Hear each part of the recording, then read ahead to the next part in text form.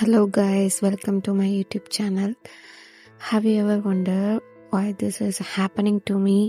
இந்த மாதிரி நீங்கள் நிறைய டைம் நினச்சிருப்பீங்க. நானும் நிறையாவே நினச்சிருக்கேன். இன்றைக்கும் நான் அப்படி தான் நினச்சிட்ருக்கேன். எனக்குன்னு அப்படி சொல்லிக்கிற பெரிய ப்ராப்ளம் இல்லை தான், பட் கேர்ள்ஸுக்குன்னே படைக்கப்பட்ட ஒரு ப்ராப்ளம் இருக்கு. எஸ், அந்த பிரச்சனை வேறு யாரும் இல்லை, நம்ம மூட் ஸ்விங்ஸ் தான்.